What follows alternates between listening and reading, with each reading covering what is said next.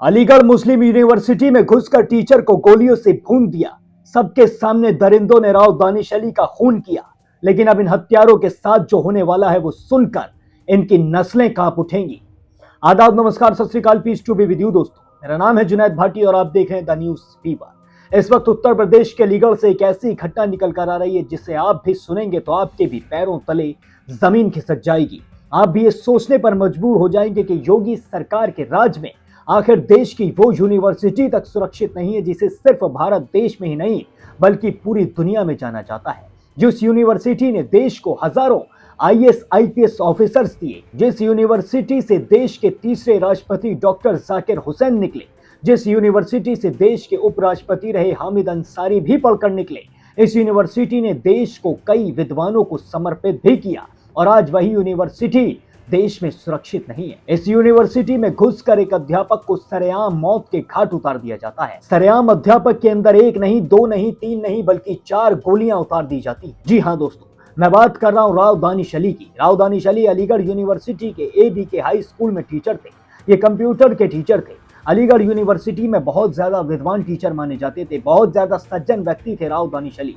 Rao Danish Ali daily 9 बजे library जाया करते थे और रोजमर्रा की तरह ये उस वक्त भी लाइब्रेरी ही पहुंचे थे। राव दानिश अली अपने साथी टीचरों के साथ लाइब्रेरी के अंदर बैठे हुए थे, लेकिन दानिश अली को जरा सा अंदाजा तक नहीं था कि उनके साथ अब चंद ही मिनटों में क्या होने वाला है। चंद ही मिनटों में उनकी पूरी जिंदगी खत्म होने वाली। जी हाँ दोस्तों, ये लाइब्रेरी के अंदर सिर्फ बैठे हुए थे, इतने में 2 युवक आते हैं स्कूटी पर और अचानक से आकर एक युवक राव दानिश अली से कहता है कि मुझे पहचाना, अगर नहीं पहचाना तो अब पहचान जाएगा। और ये कहने की देर होती है, इतने में ही ये युवक राव दानिश अली पर एक नहीं, 2 नहीं बल्कि 4 फायर कर देता है, यानी कि इन पर धड़ाधड़ गोलियां दाग देता है, जिसमें से एक गोली राव दानिश अली के सीधे माथे में जाकर लगती है और इसकी वजह से राव दानिश अली की मौके पर ही मौत हो जाती है। जब ये युवक गोलियां चलाते हैं तो वहां पर अचानक से भगदड़ मच जाती है। राव दानिश अली को कोई भी बचाने की कोशिश नहीं करता है, बल्कि सब अपनी जान बचाने के लिए इधर उधर भागने लगते हैं। और ये दरिंदे बड़े ही कॉन्फिडेंस के साथ, बड़े ही दबंगाई के साथ, बड़े ही जोर शोरों के साथ राव दानिश अली को मारकर वहां से निकल भी जाते हैं। इन दोनों दरिंदों को वहां पर कोई भी पकड़ने वाला पैदा नहीं होता है।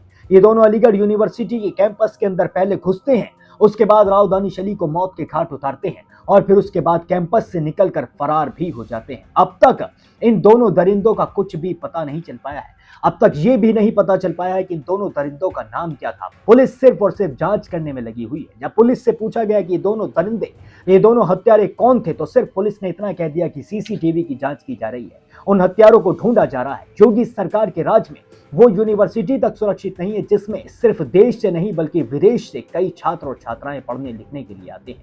बीजेपी की नजरों में अलीगढ़ यूनिवर्सिटी सिर्फ और सिर्फ मुस्लिमों की यूनिवर्सिटी मानी जाती है। ये मैं नहीं कह रहा हूं, ये बीजेपी के नेता साफ तौर पर कहते हुए नजर आते हैं। कुछ दिन पहले बीजेपी के एक नेता ने एक अपनी कड़वी जबान से कड़वा बयान भी यूनिवर्सिटी के बारे में दिया था। उसने कहा था कि अलीगढ़ मुस्लिम यूनिवर्सिटी से आतंकवादी पढ़कर निकलते हैं। इन नेताओं के इन बयानों से यूनिवर्सिटी की इमेज दिन ब दिन खराब होती जा रही है, जबकि अलीगढ़ मुस्लिम यूनिवर्सिटी को भारत सरकार की तरफ से नेशनल इंस्टीट्यूशन ऑफ इम्पोर्टेंस का दर्जा भी मिला हुआ है। अब आप सुनिए कि बीजेपी के इस नेता ने अपनी कड़वी जबान से एएमयू के बारे में आखिर क्या क्या कहा था। आतंकवादी यूनिवर्सिटी को कदापि यहाँ नहीं बुलाना चाहिए और यदि बुलाते हैं तो ये भी आतंकवादियों के समर्थक है। अलीगढ़ मुस्लिम यूनिवर्सिटी की भी जांच होनी चाहिए, क्योंकि अलीगढ़ मुस्लिम यूनिवर्सिटी से भी बड़े बड़े बुरहान बानी जैसे लोग आतंकवादी पकड़े गए।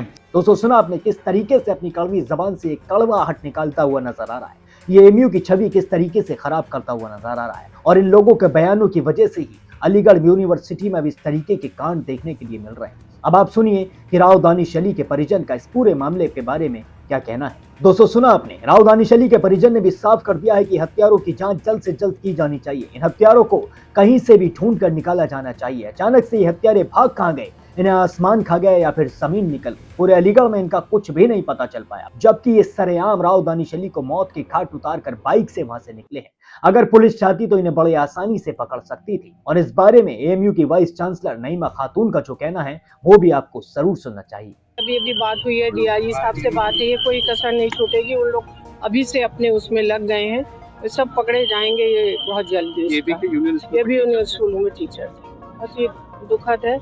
एक ही स्पॉट पे रोज आते थे वो, वहाँ आज भी शायद चाय के लाइब्रेरी हमने तो देखा नहीं है, लेकिन सुना है कि 5 गोली क्लोज उससे लगी है। दोस्तों सुना आपने, वाइस चांसलर ने भी साफ तौर पर कह दिया है कि राव दानिश अली एक विद्वान व्यक्ति थे, वो बहुत ज्यादा सज्जन व्यक्ति थे।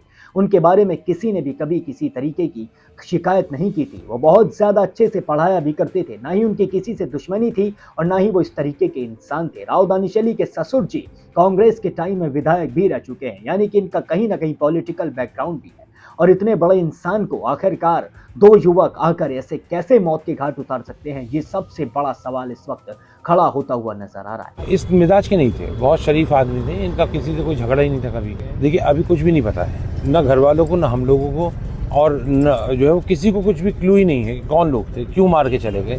तो इन्हें सबके साथ अच्छे मिजाज के रहने वाले टाइप के इंसान थे। अब आप सुनिए कि इस पूरे मामले के बारे में पुलिस का क्या कहना है। रात के 9 बजे की बात है। कैनेडी हॉल के सामने एक व्यक्ति जिसका नाम राव दानिश है, उनको 2 अज्ञात व्यक्तियों ने गोली मार के घायल कर दिया था।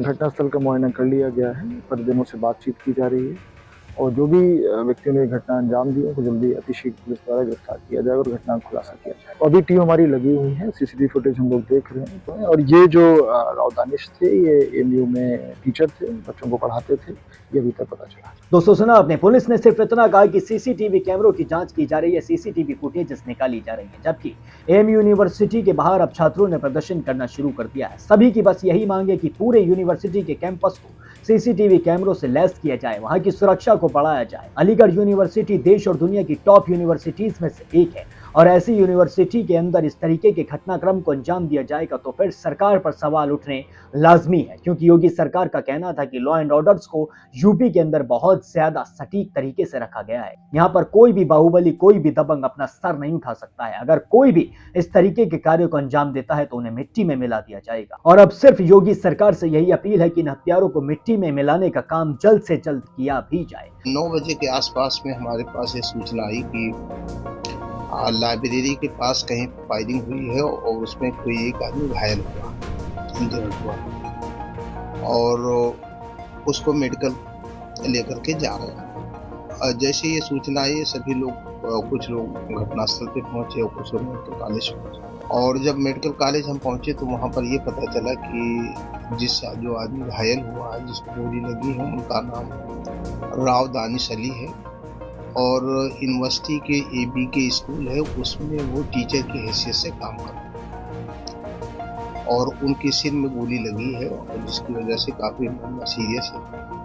और डॉक्टरों ने उनको अटेंड भी किया, जो मेडिकल के हिसाब से चीज़ें हो सकती थी उसको करने की कोशिश किया, लेकिन अनफॉर्चुनेटली वो रिवाइव नहीं हो पाए। अब आप मुझे कमेंट करके बताइए कि योगी सरकार एमयू के लिए सुरक्षा बढ़ाएगी, एमयू के लिए कोई कदम उठाएगी, और आपका राव दानिश अली के बारे में क्या सोचना है ये भी कमेंट करके जरूर बताएं।